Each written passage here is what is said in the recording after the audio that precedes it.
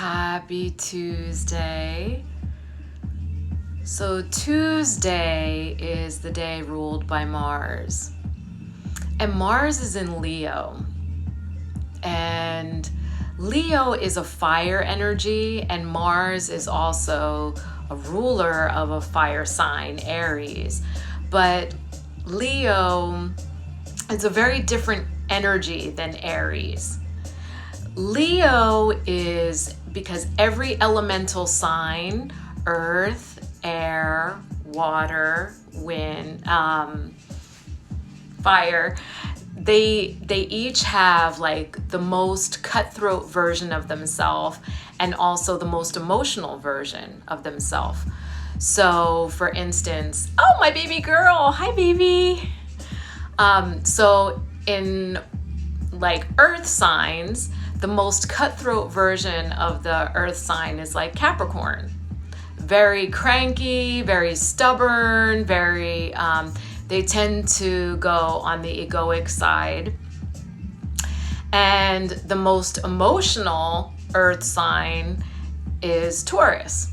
But Taurus is the fixed sign. And so Taurus normally gets the rap for being like stubborn, but Capricorns, in my experience, are far more stubborn. And so that's for earth. For air, the most cutthroat version of the air sign is the Gemini. And then the most emotional of the air signs is Libra.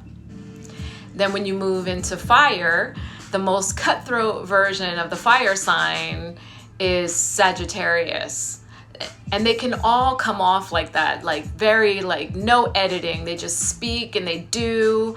But Aries, I have found with all the Aries that I know, they will speak it, but then right on the back end of that, like apologize. Sagittarius will say it and never be sorry for it. And the delivery is like cutthroat.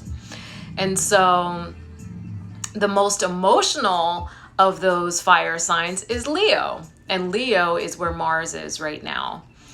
And then lastly, I did earth, I did air, I did fire, water. The most cutthroat of the water signs, of course, is Scorpio. And the most emotional of the water signs is Cancer. Though they all, they are very, very emotional. The Pisces can be emotional, but really internalize it. Whereas the same with Virgo, can be very emotional, but they internalize it. Whereas Cancer be brooding and almost manipulative in that emotion. So it then will affect everyone in their environment. So anyhow, that's that. So Mars being the ruler of Tuesday, Mars is the planet of the warrior and war. But remember, I talked about me embodying Venus, having a conversation with Mars, that we are going to do things differently, that it is no longer okay to be the fighter without heart, that you are a more effective warrior when you bring all of your information through the heart first and then deliver it.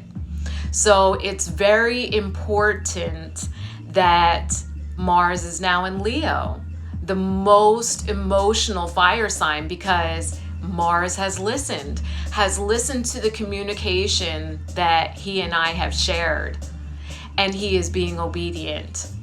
He was saying, okay, Leo, teach me how to be fiery but emotional. Teach me how to do this. Teach me to speak through my heart as fire. And that's what Mars is doing in Leo. And this is so key and so important, because this is how we don't destroy people. This is how we don't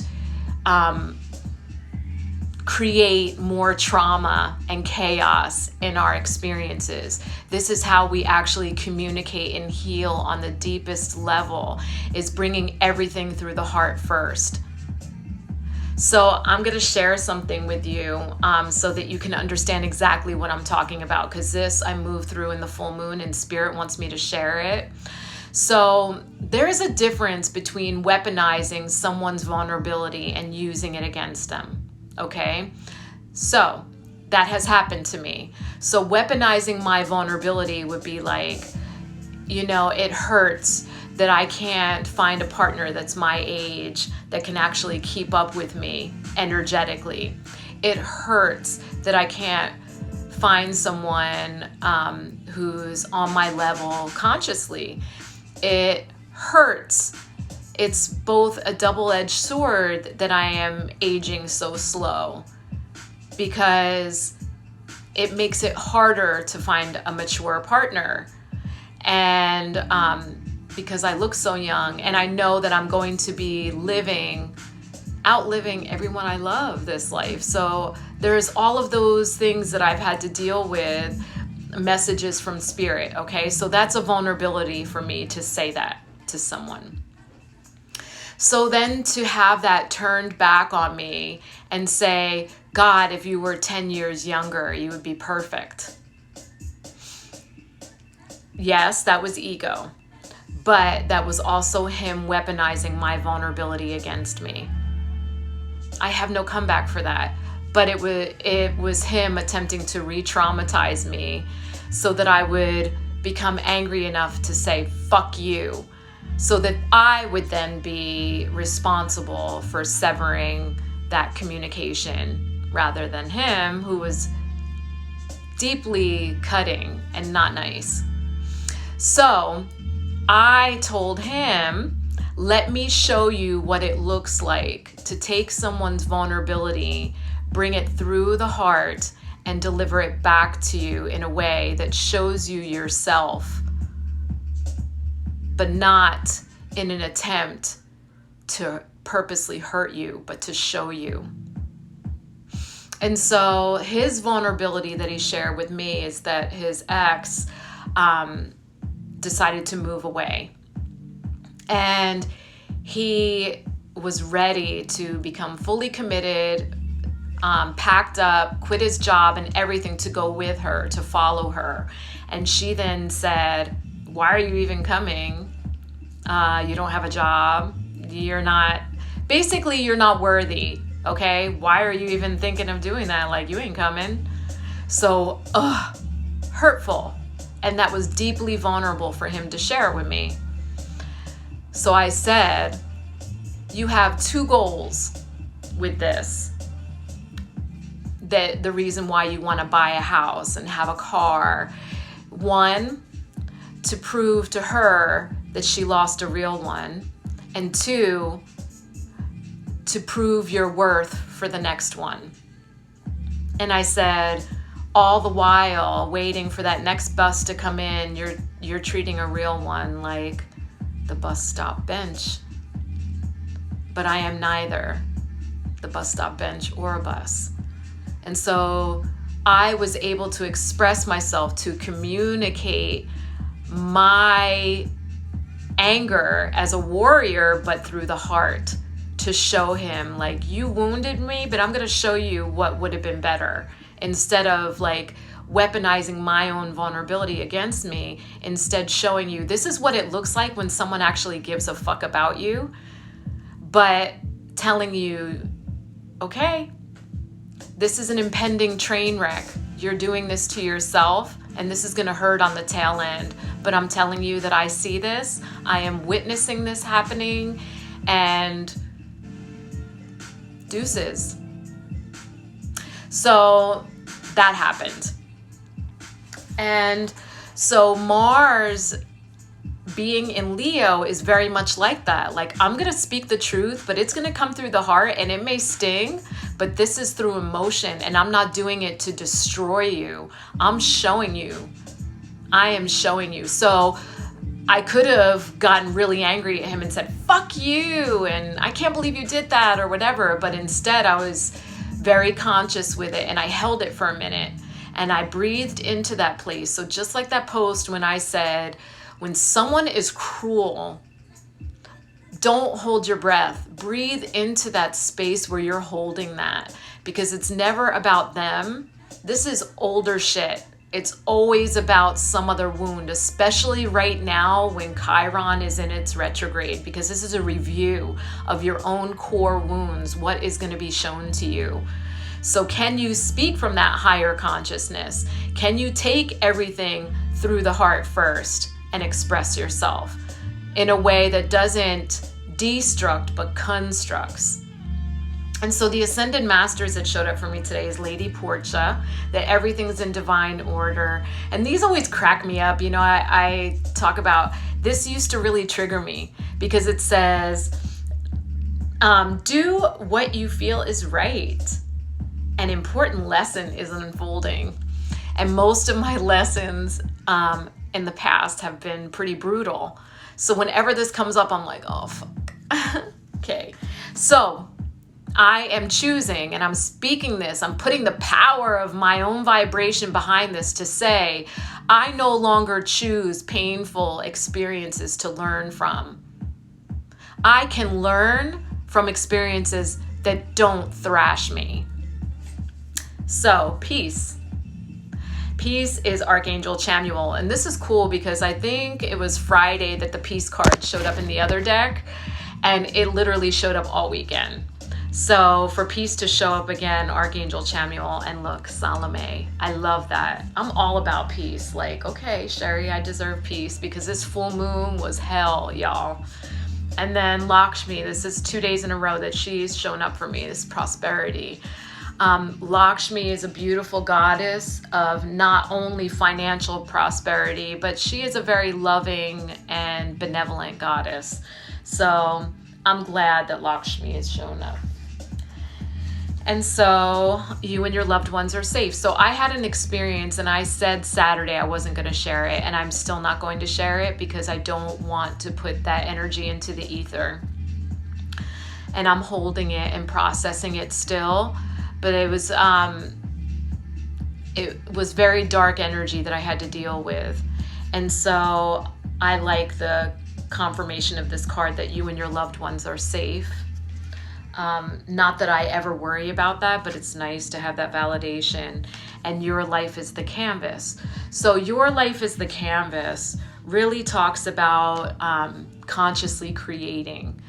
But consciously creating from a place that's not wounded, creating from a place that's heart-centered. So this is what I just talked about. So if I continue to think about or rehash that conversation that I had with him, if I live in that space, I am then creating from that space. I'm creating from that space that says a man will take me for my age and not actually who I am energetically. That's cruel, because then I will always be without a partner because I am aging really slow. And I can't say that because I have also done that, but I don't discredit men my age. I will have conversations, but I always choose on energy. That's how I choose partners, and I'm very selective. And so I won't accept dinner invitations just for a meal. I can feel immediately if I am going to have an energetic connection with this person or not. So I'm very upfront about it. And I have had men, grown-ass men, have temper tantrums because I have turned down invitations and become really not acting like conscious male. So thinking of you, it says a loving thought, serendipity. Now this says who you are thinking of is also thinking of you. That's lovely, right? So also creating from that space, be careful who you're thinking of and how you're thinking of them, because you are creating from that space. So if you're at odds with someone, it's better for you to just get it out. Mars and Leo, really bring it into the heart and say all the things. Say what needs to be said. Get it out. Don't hold it here, because then you're going to be creating from that space. And so the Observer showed up for me today. And the Observer talks about observing that part of me that is wounded and transmute that energy. And I really like that, because instead of operating from that place, because I'm really not in my head, but I do often think like, okay, what's the lesson in that? And you know what? Just observing it sometimes is what I need to do. I don't need to be so harsh on myself, because that's what creates the hard lessons, right? That I am saying, okay, is there more to this? Let me beat this animal until it's completely thrashed, until I feel exhausted, when really all that needed to happen is that I observed what happened, and now I can let it go. And it's okay to just let it go, because that experience was not for me. But Pentagon echoes the sentiment of feeling safe. It's protection. It's ultimate protection. But please know that energy vampires are on the motherfucking rise right now, because the ascension symptoms that are happening are causing people to lose their shit, okay? And not only that, but they are seeking people who are faring better through this to sink into, to cord into, to use as a foundation. And it is exhausting people who have been doing the work all along. So really protect yourself. I have meditation on my highlights and on my YouTube. The Tower of Light is really good for cleansing and shielding. Also the Lunafloor, I have a new batch. I believe my web designer added the count onto my website, or you can private message me. I'm not charging shipping right now. You can empty the entire contents into the bath as a spiritual cleanse and shield. You can add it to a spray bottle with distilled water and use it for your space. I use it as a sheet spray before I sleep, so that I am shielded in my sleep. And or you can wear it, just spray yourself before you leave the house. I had a client tell me today that she loves putting it in those automizers where you would put like essential oils and the vaporizers. She said she uses it in that. She puts the water and then just puts a few drops. Instead of using an essential oil, she uses drops of this. And she said literally it like amps up the power of it. She really likes that. So I was like, oh, nobody's ever told me that before. I'm gonna have to mention that. But anyhow, so that's my Florida water, my Lunafloor. And there's a brand new batch, because I make a very limited batch every full moon. And so Chrysocolla showed up today. And so I believe that that's speaking through the heart, right? And so the whole Mars energy that I talked about in Leo, like bringing everything into the heart, discontent, discomfort, anger, disapproval, bring all of that through the heart and speak it, because every time we speak, we are teaching others about ourselves. And so if you're feeling like your relationships are not reaching a depth that you want, that's probably why you're not speaking all the things. And so this is Chrysocolla. This was a beautiful gift from sister, frame myself, Patrice. She gifted me the Chrysocolla, and I love it. It looks like little globes, right? But this will help you speak through the heart. How do you feel? Speak your feels. Don't think before you speak. Feel before you speak. And that's what I've always told my kids. Like, if you're thinking before you speak or thinking before you act, you're not even acting or making decisions from the real you. It's a programmed version of you. But if you feel before you speak and feel before you act, that is the authentic, real you. And do that. He says, wish we would have had a love child. He or she would be majestic. Especially since we share a birthday. For real, for real. If we were to procreate, that child would be like, right? Anyhow. So, beyond death, life. This card has been showing up a lot for me lately. And so I reread it really slow today so that I could really understand. And the greatest thing that I probably skipped over because it was prior to this full moon and all of that energy that I had to fight with, saying it's okay to let it all go because it was never, ever worthy of you. And so that's huge because when you accept that, it's saying, wow, that's true. It really wasn't. It was not to the magnitude that I actually deserve. And so a lot of what I had to experience full moon night really intensely, was me fighting with this dark energy, like literally, y'all. And realizing that the person that this energy was trying to work through was sad about it happening, but was the observer, was observing it happening. And I could feel that deep self-loathing, but it was like on autopilot. It was a compulsion, and there was nothing that could be done except witness their physical self being run by this dark energy and me. And it did not fare well.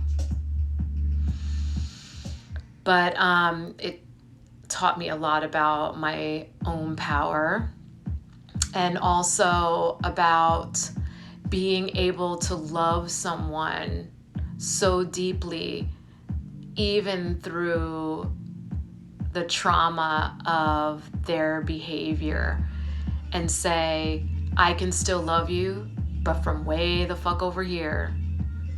Way the fuck over here. So, that's that. And so it is. Beyond death, life. This is me now stepping into the newness and saying, I am only accepting lessons through pleasurable experiences or experiences that don't thrash me. It's not necessary anymore. And I am also only accepting experiences that are worthy of me. And I hope that for everyone. Thank you for sharing this time and space with me and gifting me your most valuable commodity, your energy and your time. I so appreciate you. And I am sorry for any disharmony that I myself have created. Please forgive me. Thank you for this opportunity. I love you. I love you.